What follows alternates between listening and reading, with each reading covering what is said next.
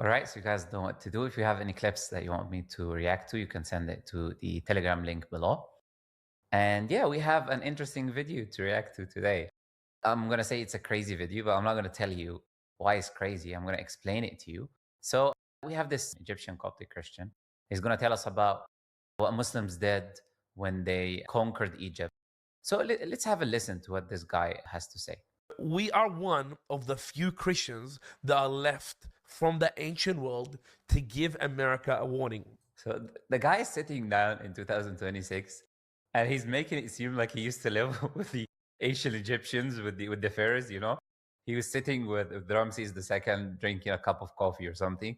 And now he came back in a time machine to give us all an America warning, right? So let's hear this great warning.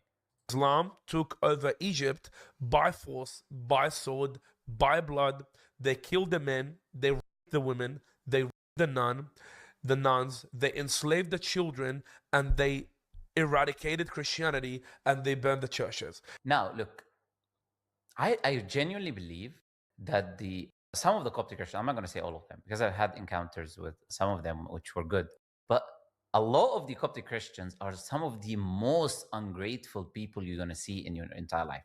I'm going to have now to give this guy an entire history lesson from his own books to actually see what happened when Muslims went to Egypt. Muslims conquered Egypt, which was specifically Amr ibn al-As, the companion of Prophet Muhammad والسلام, when he went to Egypt. So we have this book called the Sanksarium, the Book of Saints, is the central text that records the lives of the martyrs and the key church events that happened in the Coptic church. Now, he said when Muslims went to Egypt, they massacred everyone, they destroyed the churches, they killed the women, the children, all of that, right? Now, I'm not going to read from an Islamic source of history. I'm going to read from that book, which is their own book of Coptic church history, right? So let's have a look. Let's read in the section that specifically talks about their Pope. Pope at the time was called Benjamin. Before the Islamic conquest, it was the Roman Empire, and Hercules, the Roman emperor, he sent Cyrus to govern over Alexandria and Egypt. Okay? The book says when Hercules, the Roman emperor, took over the country, referring to Egypt and Alexandria, he appointed Cyrus as a patriarch and the governor of Alexandria. He persecuted the Orthodox Coptic Christians. He was seeking to force them to accept the Tome of Leo and the Council of Chaldean. He tortured the believers, killing many and burning others. Because of this, the Pope, Benjamin the 38th, the Patriarch, who was the Patriarch at that time of the Coptics, he fled to the wilderness. And he remained hidden in the upper Egyptian monasteries for 13 years. So now what do we have? We have Christians, the Roman Empire, all of the killing that he was talking about and killing children and destroying churches. All of this stuff that he's mentioning now, he's attributing to Muslims, is actually Christians that are doing them. Now, I'm showing you Christians are doing them to each other, but not only they're doing it to each other, they're obviously doing it to the Muslims as well. So it also records that Cyrus, he seized Mina. Who is Mina? He was the brother of the Pope. He seized him, he tortured him severely. He brought him before a great fire and he said, acknowledge the council and I will let you go. Then Mina replied, I do not fear your fire because it's temporary, but I fear the eternal fire, meaning the eternal fire of the afterlife.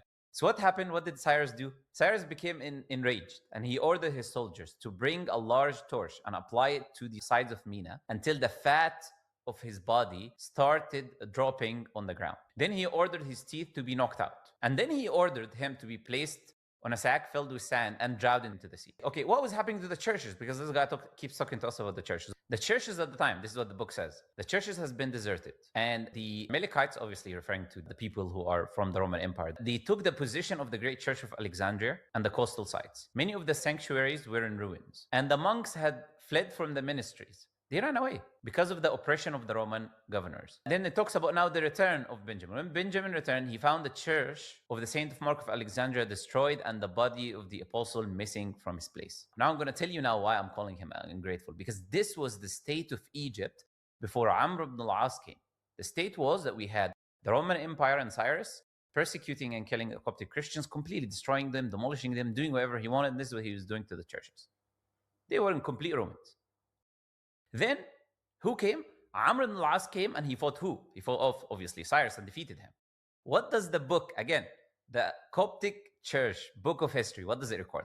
Amr ibn al-As had this agreement and this is what was written. In the name of God, the most compassionate, the most merciful. This is the protection which Amr ibn al-As grants to the people of Egypt for their lives, their religion, their property, their churches, their crosses, their land, their waters, nothing of these shall be touched or taken from them. They shall not be forced to change their religion. I'm going to repeat this one more time.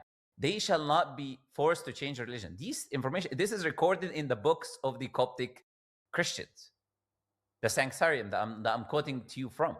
Nor shall any of them be harmed, provided that they pay the jizya. We're going to talk about the jizya and the tribute. What was this jizya that they talk about day and night, right? The religious-based tax or whatever. We're going to talk about it in a second. Once their harvest is gathered, as long as they abide by this treaty, the protection is a covenant under the responsibility of God and his prophet and the caliph. This is what Amr ibn al-As did. You see how ungrateful these people are? Imagine if Amr ibn al-As didn't come, probably the Coptics would have been completely annihilated, because they would be forced to follow the specific sect of Cyrus and his specific beliefs, which he wanted to enforce from the Roman Empire, and not Coptic specific beliefs. So instead of them being grateful and saying thank you to the Muslims that came, liberated them, I wouldn't even use the word conquer them, liberate them. And this is no exaggeration, because Muslims came and this is what they did. Now look, what also happened, it records the following. Amr said to the patriarch, resume the government of your churches and your people, administer them as you wish.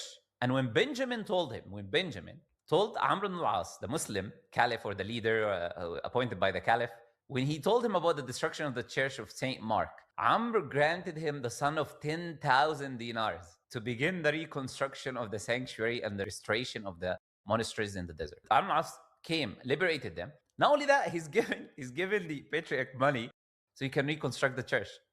This is in their own books. Now he says Muslims destroyed all the churches, or Muslims destroyed the churches, did this to the women, all of this nonsense, right? You know, some of the oldest churches and ministries in the world are in Egypt. You have, for example, the Hanging Church. It's from the 3rd to 4th century. You have the Church of Abu Serja, 4th century. You have the Church of St. Barbara, 4th to 5th century. You have the Church of the Holy Virgin, 4th century. You have the Great Basilica of Abu Mina, 3rd to 4th century. You have the Monastery of St. Anthony, 356 AD. You have the Monastery of St. Macarius, 360 AD. You have the Monastery of St. Bishi, 385. I can go on and on, by the way. I can go on and on. And like, imagine this was the treatment. And all of these churches are left. And Muslims have been, since the time of Amr ibn al-As, Islam has been in Egypt.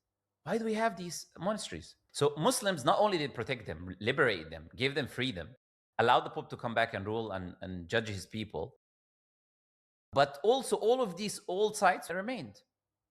So those people just like, they sit down, they lie, and that's it. No sources, it's just like lying.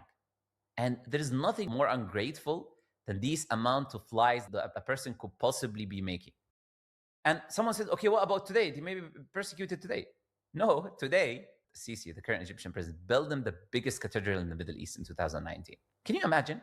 And you have an individual like this coming and claiming Muslims did all of these things. There's nothing more insane than this.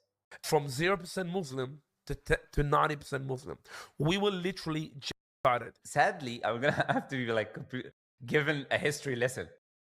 Because these people, they just lie. No sources, no information. They just lie.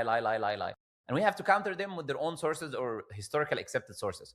So we had, by the way, from the 7th century, from Islam entering, up until you can say the 13th century, there was a Christian majority in Egypt.